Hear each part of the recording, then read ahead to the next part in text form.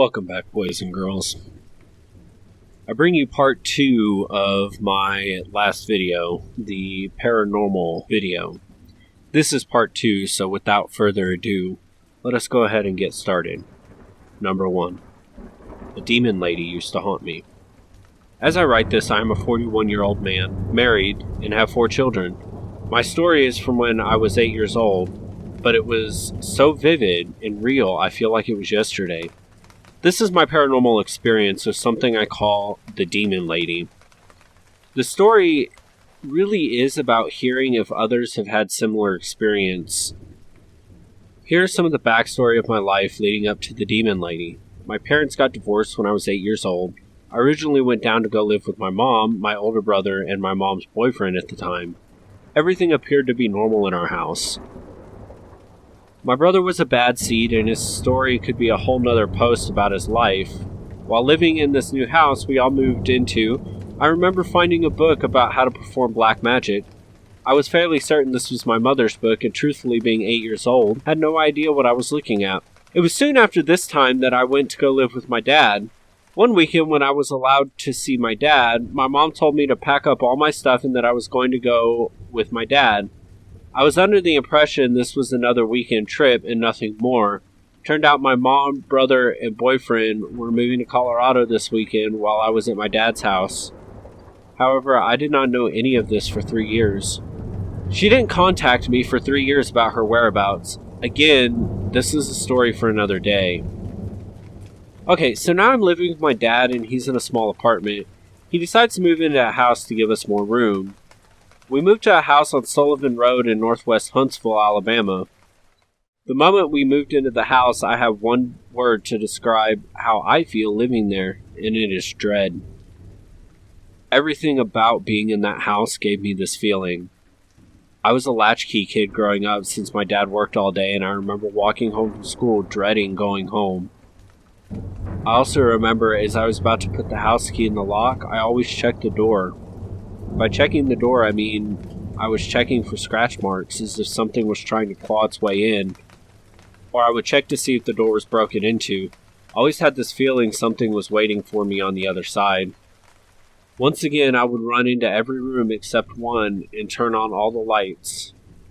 The one room light that I didn't turn on was my own. I lived in this house for 6 months, and not once did I ever sleep in my room. I had, up until this point, never had a problem sleeping by myself. Until now. I always slept in my dad's room. As a matter of fact, I was so scared to go into my room, I made my dad go in and pick out my clothes for me. Again, a complete and total feeling of dread came over me. Actually, there was another place that I never went as well, and that was my backyard. I hated being in the backyard. I don't know what it was, but it always felt off. It felt darker. One day after school, I came home and did what I normally do, make a snack, watch some TV until my dad came home. Today was different though. I'm not sure why, but I decided I wanted to go into my room and jump on the bed. I don't recall what I was feeling before I entered the room, but I remember being there jumping on my bed. Everything was fine until I looked out of my bedroom door through an open hallway and into another room.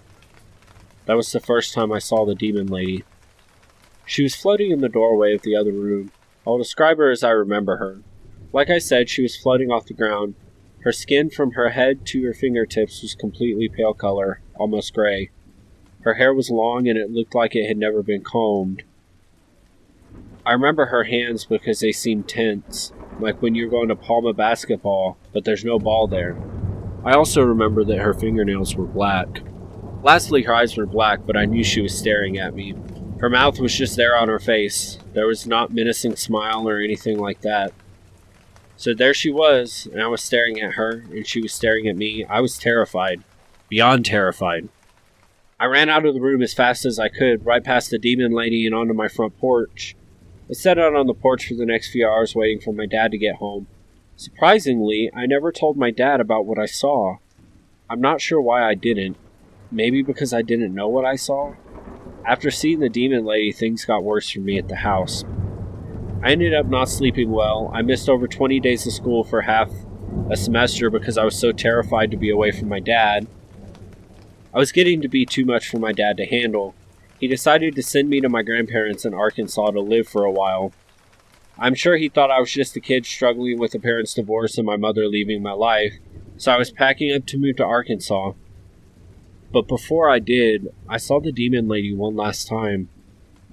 I was in our garage hanging out doing whatever kids do. There were 2 doors to the garage. One from the kitchen to the garage and one door to the backyard. I remember being in the garage and the feeling of dread coming over me. I turned towards the door from the kitchen, and there she stood, the same as before, same hair, gray skin, most notably her piercing black eyes. I ran to the backyard as fast as I could. I hated the backyard and could not get out of there fast enough. Again, I waited on the front porch for my dad. That was the last time I saw her in that house. I moved to Arkansas and never once saw her while I was there. It was like she'd never been a part of my life. Things all seemed to go back to normal. I slept in my own room. My grades improved. I played basketballs and girls liked me. Even more awesome was that my dad moved from Alabama to Arkansas to be with me. Things were going great for us, but my dad ended up getting a job in Alabama again, so we were going to move back. Still, at this point, I never told him about what I saw in the house. Everything started out normal, but eventually I started seeing the demon lady in my dreams. I would wake up completely terrified and expect to see her at the door. On another occasion, I remember experiencing a form of sleep paralysis twice with the demon lady being present. In these instances, I was on my stomach, my head laying on its side. Above me was the demon lady hovering. She was so close that her hair was gently grazing my face. This was the most terrified I had ever been in my life. I could not move and I felt trapped. All I remember is eventually it being over. What eventually happened was that I started going to church. When I was 11, it would mention the demon lady to a youth pastor from time to time. I don't think he knew it was such a serious thing for me in my life at the time. Who really would, though? One time he joked the demon lady was standing behind me, and my first reaction was to cower in terror. It was at that moment that he knew that I was serious. He ended up praying for me, that the demon lady would leave me alone. Truthfully, it worked. I did not have another issue with it since that time. Now, did the prayer really work? Maybe, or maybe not. I don't know, and feel that sometimes I saw her outside of my dreams when she was a real human being standing in another room, and the terror was real. I did end up telling my dad about her when I was 18, and surprisingly, he seemed to listen well.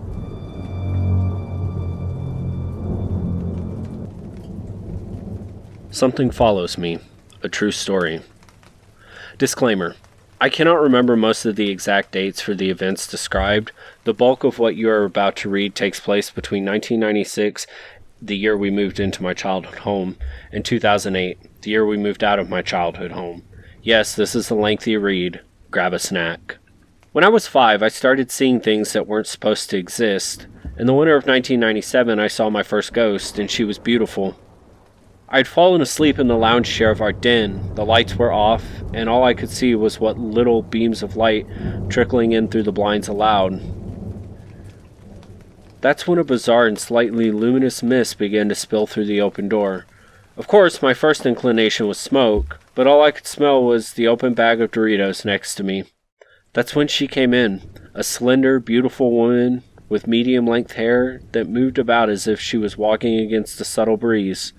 She wore a gown, complete with a series of buttons, bows, and ruffles that, looking back, seemed more Victorian than Edwardian, but less formal and structured. Everything about her was white, like the mist she'd literally walked on top of. She turned to look at me with her blank eyes that had neither irises or pupils. Everything about her was white, yet transparent, despite the darkness. I could see her perfectly, as if she were made of the mist itself. We stared at each other for what seemed like an eternity before she slowly faded away, along with the mist. I don't remember falling back asleep, but somehow I did. The next morning I told my mom what I had witnessed, and she seemed nervous about what I had told her, and then proceeded to warn me not to tell my sister, who was 3 at the time. because she didn't want her to have a reason to be afraid in her new bedroom. This was a new house after all, well, new to us. We were adjusting to this change. At the time, my dad was working over 2 hours away from our secluded and microscopic community in southeastern Ohio. My uncle lived where my dad worked, and my dad would stay with him throughout the week. My stay-at-home mom, though just a few houses down from my grandparents and other relatives, my family is massive and made up a large portion of the community, was left to raise my sister, who I'll call Nicole, and I mostly by herself. The following year, my sister, who I call Michelle, was born. That's also when Nicole began sleepwalking. Several times a week, my mom and I would wake up due to Nicole's bizarre behavior. Most of her sleepwalking episodes were funny, but some were outright creepy. For example, sometimes she would sit in complete darkness and laugh as if she was playing with somebody. When all the doors were open upstairs, one could walk around in a loop, but Nicole took this to an extreme. When we were all downstairs, she would go upstairs at nighttime, with all the lights out, and run in said loop, laughing as if she were a kid at recess. Between her stomps and laughs, she would call out, "Tag," or "Not fair." This became a regular occurrence. My mom shrugged it off as if another weird thing kids would do. For some reason I can't explain, I began referring to the ghost lady as Sarah. I think it might have been a code word I used to communicate my encounters to my mom without Nicole catching on to what we were talking about, but who knows. I began seeing Sarah frequently under the same circumstances. It was always at night, and only when the lights were off. She never just appeared around a corner or anything, but rather she would just be standing in whatever room I was in, staring directly at me with her milky white eyes. As time went on, I began to fear Sarah. Her presence, though initially bewildering and off-putting, became intimidating. However, my ability was not limited to my home. Wherever I went, things happened. Things revealed themselves to me. Why? I'm not sure. Maybe it was simply because I was sensitive. I wouldn't say I was a medium by any means, but I witnessed and experienced things more often than anyone should. For example, our neighbor was a middle-aged woman who babysat her grandson, who I'll call Tyler, more often than not due to his parents' intense and uncooperative work schedules.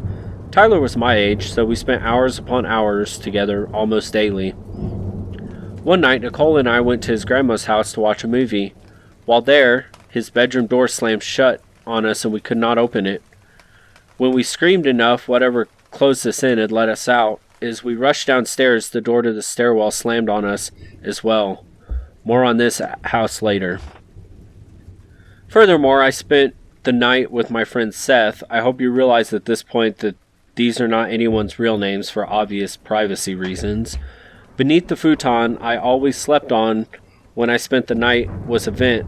In the vent I could hear goings-on in the basement, which was often limited to their cat digging in its litter box or playing with boxes. But then I began hearing a girl crying, and eventually screaming. It became too much and I stopped visiting. Seth and his parents never believed my claims and began treating me awkwardly, to the point where Seth and I were not friends at all in a matter of months. My grandparents' house, I could hear someone running up the stairs, and there would be nobody upstairs. When they purchased what used to be an academy, built in the mid-1800s and since remodeled to be a home, my cousins and I ventured into another massive building on the property that was used for lectures. As we laughed at the graffiti from students left behind before the 1900s, when the academy closed, a broomstick was thrown at us from a stairwell. A whole broomstick. Thrown. On top of a field trip to an old slave plantation on an island in the Ohio River, roughly half an hour away from where I lived, I captured numerous photographs on a disposable camera. Upon seeing the developed pictures, my mom shredded them. On a field trip to a corn maze just outside another nearby community, I was chased out of the cornfield by a man who wasn't there when I found my way out and made it back to the rest of my class. That's when my family began going to the local Baptist church. I'm not sure if this was just a weird timing or a response to my persistent state of fear. Though my parents wouldn't admit it, I knew they knew I was seeing ghosts and possibly other things, and that's what fueled their intense religious beliefs for a time. As it became more devout, my sightings in the house intensified. Sarah began to come closer. Before, she often stood at the far end of whatever dark room I'd wake up in and stare, as I've stated before. However, I began waking up to her sitting or standing at the foot of my bed. Once I fell asleep on the couch and woke up due to someone shaking my shoulder. I thought it was my mom waking me up for Sunday school, but above me stood Sarah. I was terrified.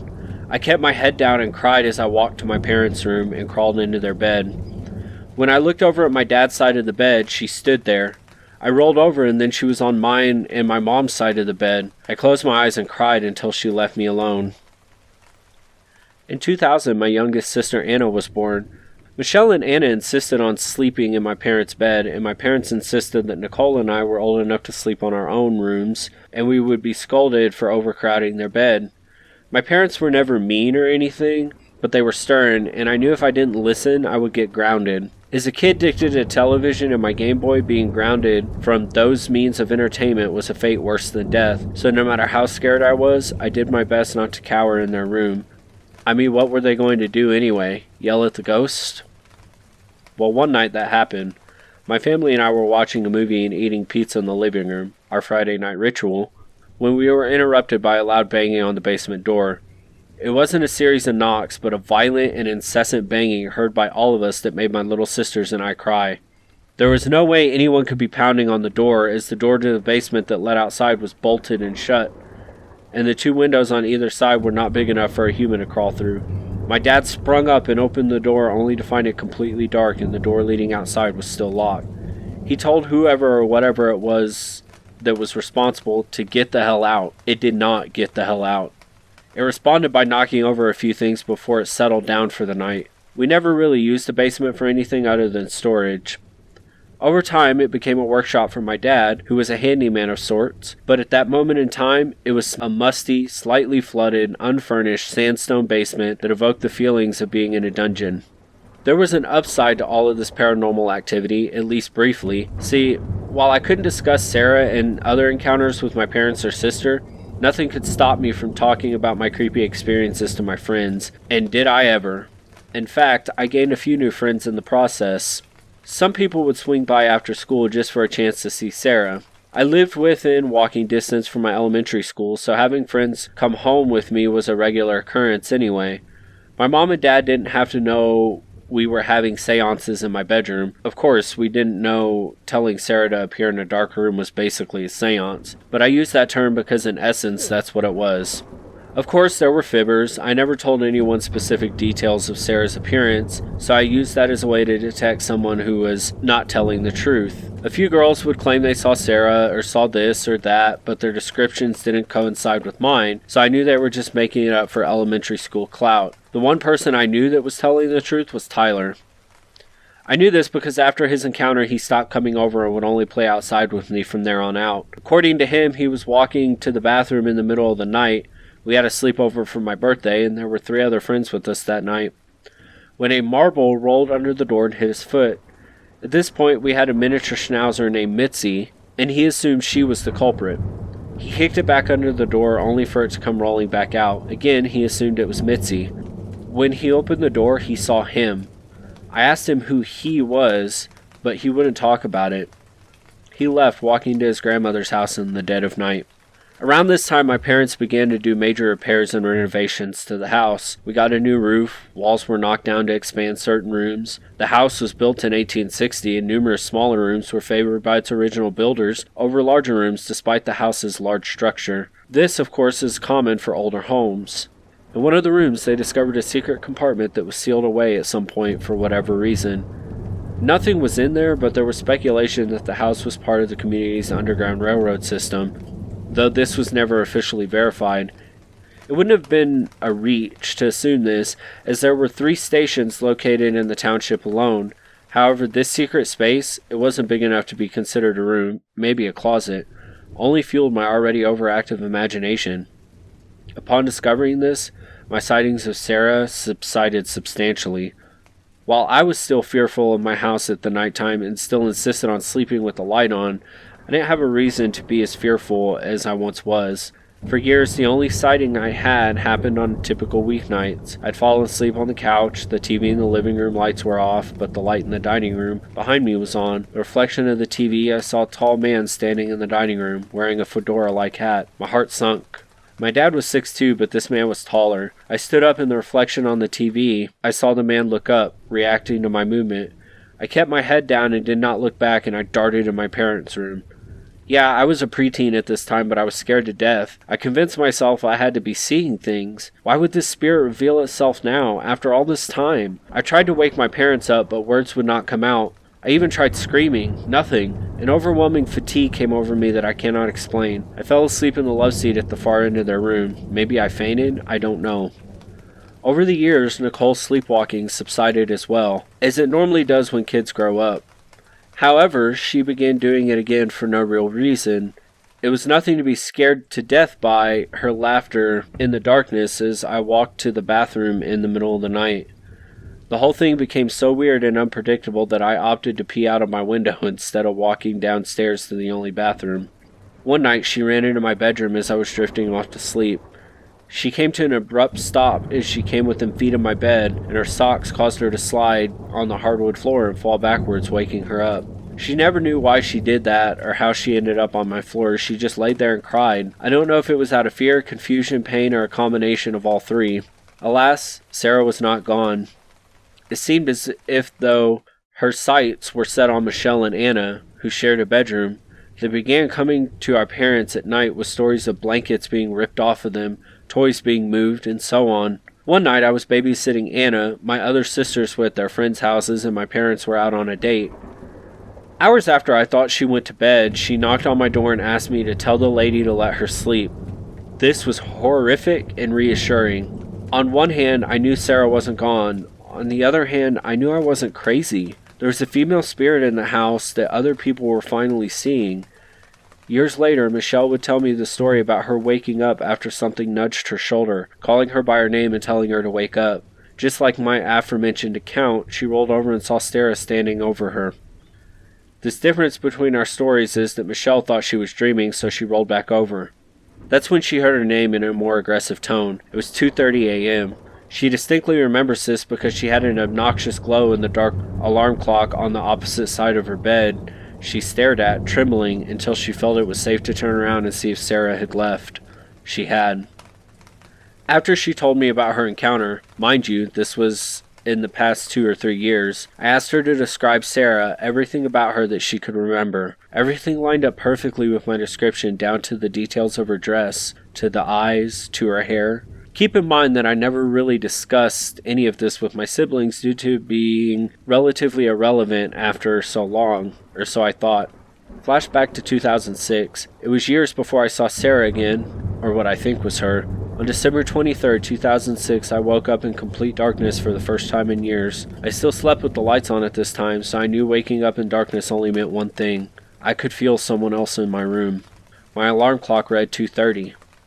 I sheepishly looked up, only to see a female silhouette standing by my window. Sarah always appeared to be glowing, and was completely white and translucent, as I've described.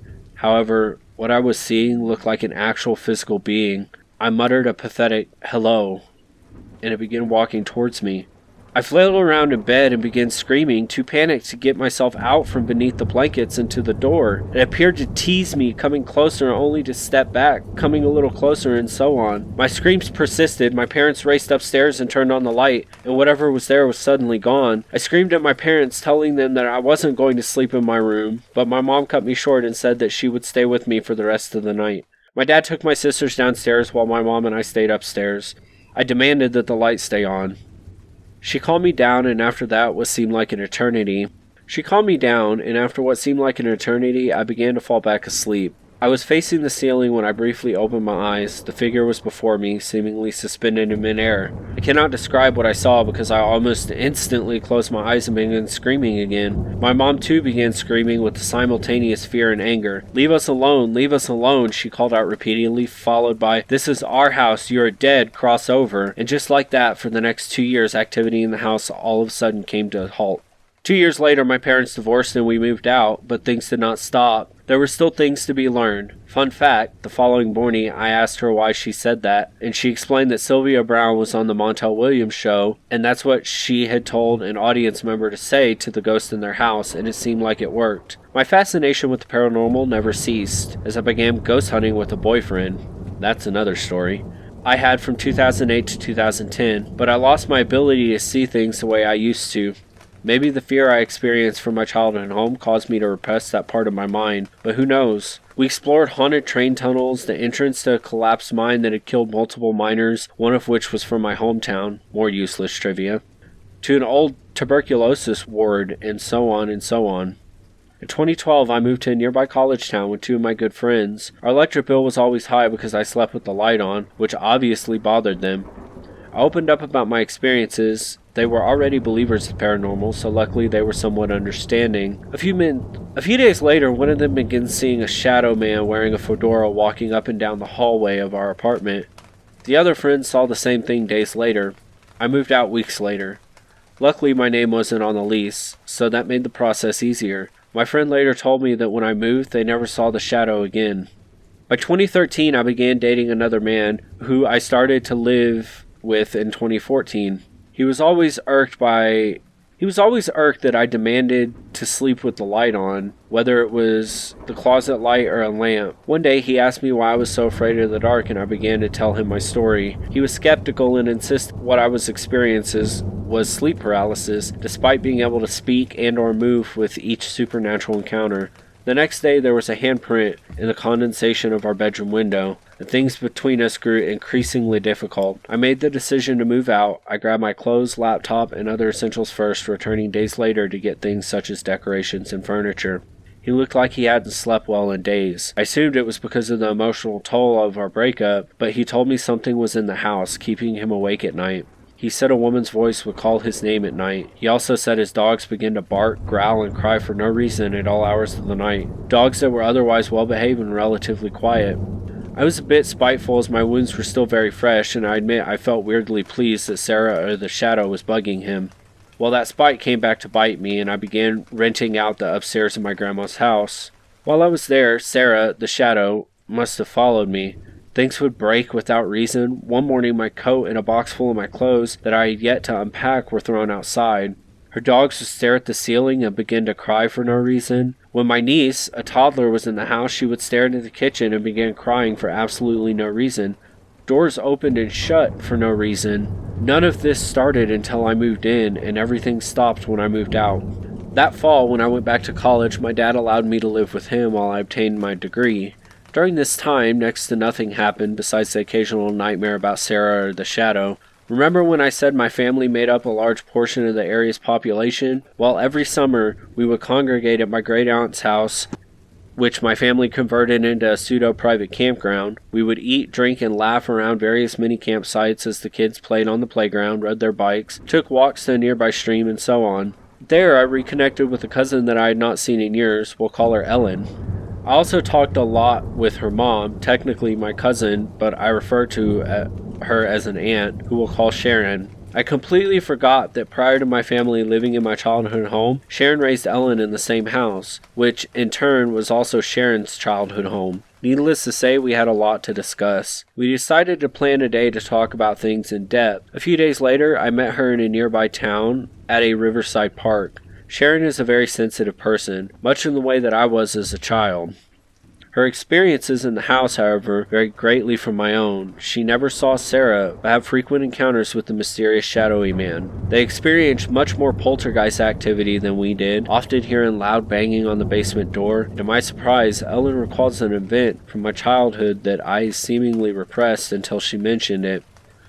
According to her, she babysat Nicole and I one night. After we went to bed, she heard me screaming and crying. I told her that there was a man in my room.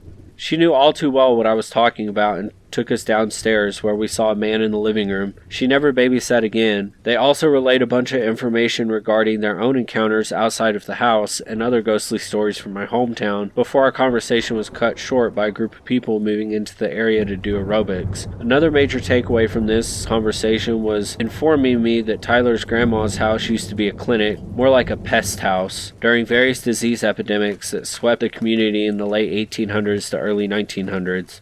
While I have yet to confirm this, I can't think of a reason why she would lie about something like that. My interest in my hometown only peaked. I decided to conduct research on the community in my free time. That's when I learned about the small town being two communities once, the town's involvement with the Underground Railroad, various religious movements in and around there, as well as all the fires.